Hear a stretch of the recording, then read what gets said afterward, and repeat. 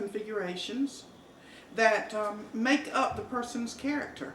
And it's like a seed pattern of what, I heard some motion going on upstairs, a seed pattern that has been deposited in you that will unfold. You know, if you plant an acorn, is that a seed? Yeah, I guess it's the seed of an oak tree. Well, anyway, if you plant it in the ground, then an oak tree will be what will come out of the ground. Not a pine tree, not a pecan tree, but an oak tree. So in your astrological chart, you will have various different planets, like I said, houses and signs. You'll also have degrees. Well, each one of these things means something. How can you dismiss or deny anything as being irrelevant or not meaning something? I mean, I don't know how you do that. But anyway, we're talking about my grandmother. And we're talking about the Eight of Wands. Ideas. You're full of ideas. You're full of potential. You're full of dreams and aspirations and passion. You're full of passion. Just like me. You're full of passion. You're no different. You're a human being. One of these gods in the making. And so there's things that you want to do, and there's things you're going to do. And there's going to be some times along the path, along your journey, that you're going to think you want to do things, and you're going to spend some time following that. Following that. But it wasn't what you wanted to do, really. You had different ideas about it. You thought it would mean something. Somebody told you it would mean something. Or someone said you were supposed to do that because it was going to bring something to you of merit and value.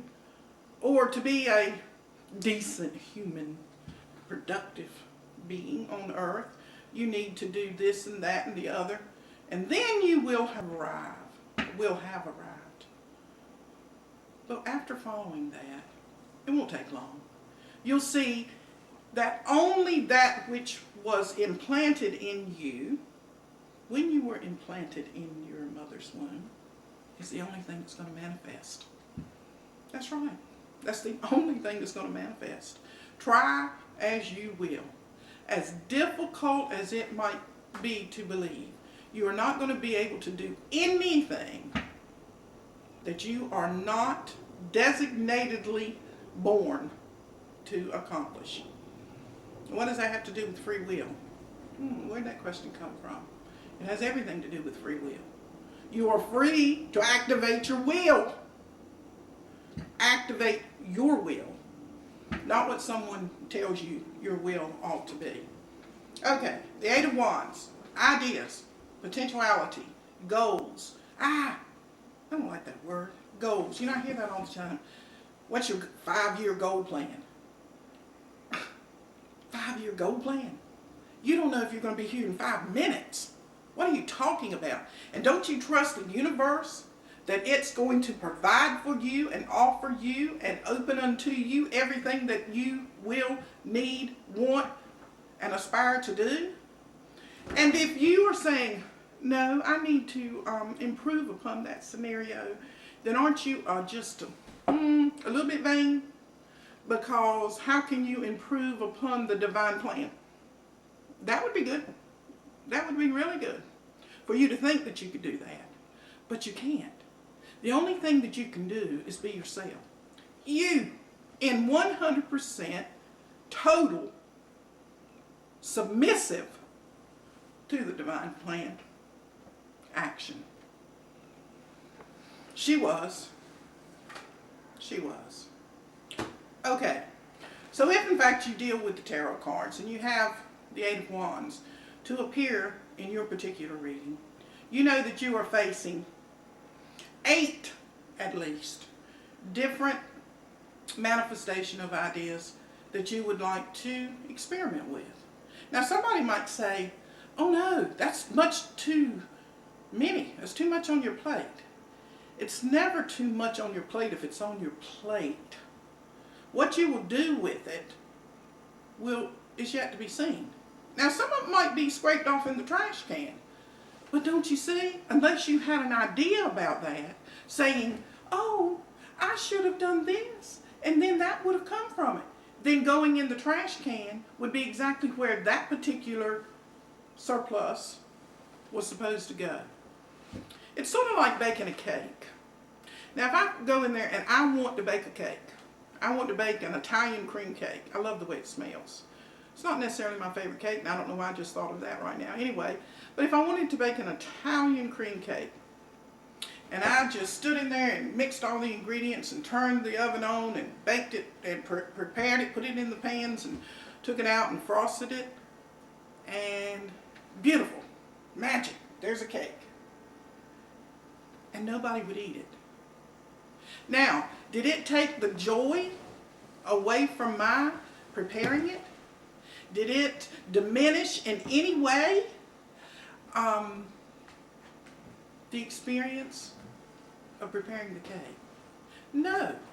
So if I had to take and dump the cake in the trash because it was not consumed at all, oh, I forgot I might eat a piece.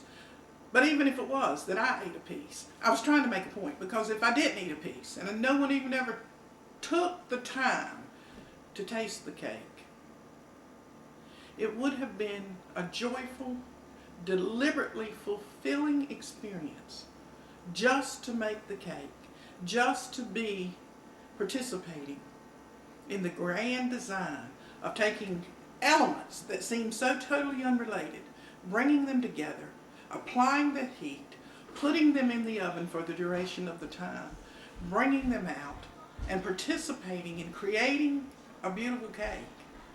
It all dissolves anyway. We do. So if it went in the trash, that's where it belongs. If it went in my belly, that's where it belongs. If it was cut in 16 pieces and 16 people enjoyed it, that's where it belonged.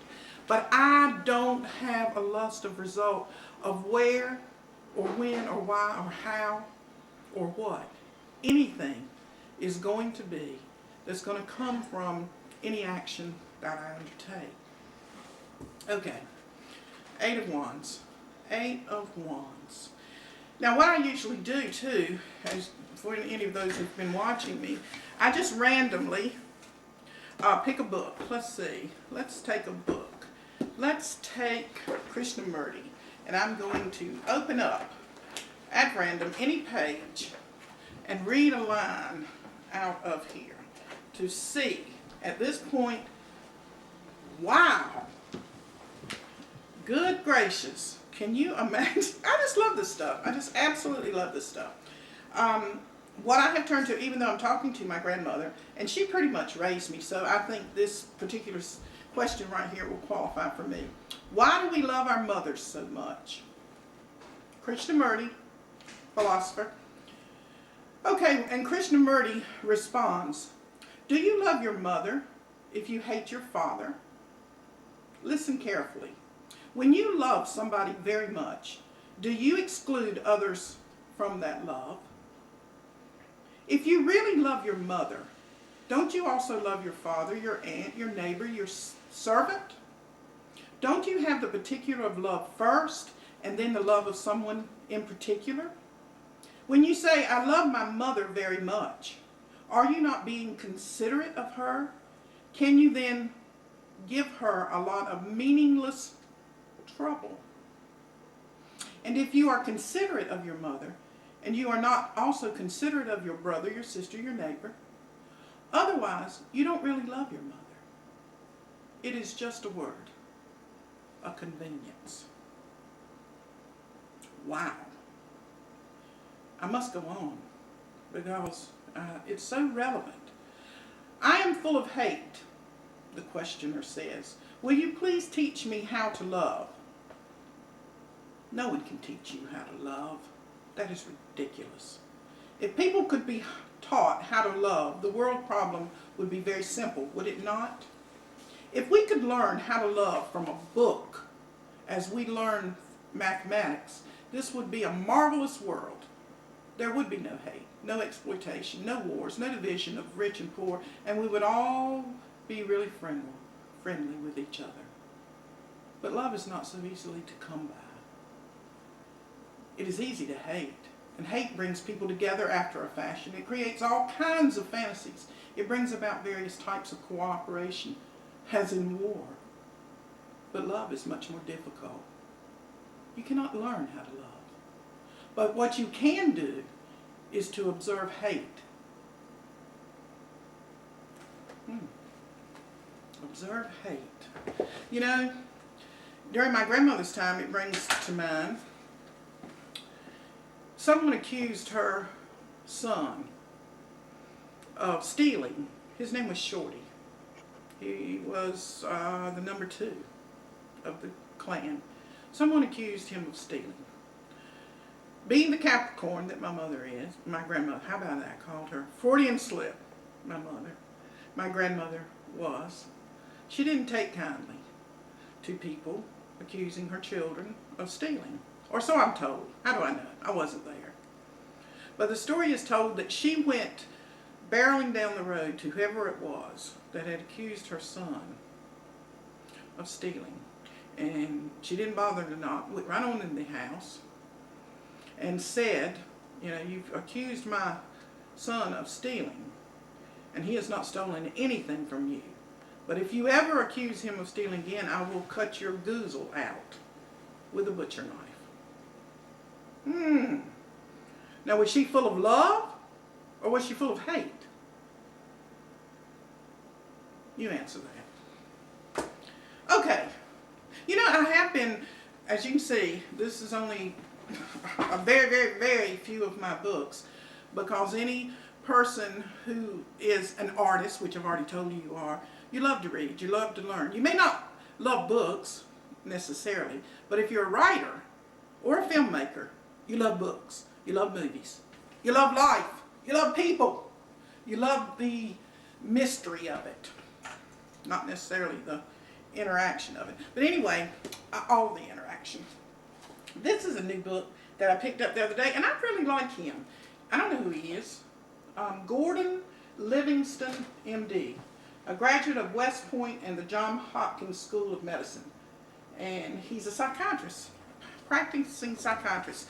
So anyway, I turned to his picture, so I wanted to randomly choose a page out of here and see what he had to say about Grandmother Lizelle, all of her ideas and potentiality, and the fact that we're interrelating. That's what I'm doing. See, when I'm talking about Lizelle, this is what, I think that's probably the hardest thing for human beings to do. We want to be so special, and we want to be so individual, and we want to be so separate from everything. We can't hardly believe that everything, that's a southern word, we can't hardly believe that everything is so interconnected. So when I'm talking about Lizelle, Laughing House Nobles, I'm talking about you. I'm talking about some aspects of yourself. When I'm talking about these ideas and potentialities and artistry, music, drama, love, hate in you, in her, I'm talking about it in you. So let's see what Gordon Livingston, MD, says. Wow. The idea that it is possible to live without criticizing and directing everyone around us is a novel one for many people. If someone can be persuaded not to do this, even for short periods, the result is customarily one of relief. The belief in discipline is akin to the Catholic concept of original sin that holds that we are all born with a stain on our souls that we must expiate. Maybe I pronounced that right, maybe I haven't. With the help of our parents and the church, we must be saved from our basest impulses. The primary incentive for submitting to these authorities is fear. The wages of sin is death. That is why the most fundamentalist faiths have the strictest child-rearing practices. What is at stake is not just one's earthly success or failure, but one's immortal soul. Okay, now you interpreted that totally different from what I interpreted, based on, as we talked about when we started this visit today, your experiences, your colorizations, your subjective ideas, and your prejudices and preferences. I got that. You got to be authentic. You got to be real. So you're not going to scare me with heaven and hell. It's not going to move me. I'm not interested. I'm not impressed. You don't know any more about heaven and hell than I do. You haven't died and come back. All that you have is whatever is the experience that you are living with. Pure, gut-wrenching experience. And this experience is the grandest teacher of all. You know what is right and you know what is wrong. And you will live from that core, or you will live miserably. You are here to find your authentic voice, your artistic voice, and you are to express that. Even if it meant sitting in the chair and never opening up your mouth. If that was your artistic expression, that's what you got to do. And you can't explain it, apologize for it, excuse it, or defend it. You can't do that. You've got to be you. I've got to be me.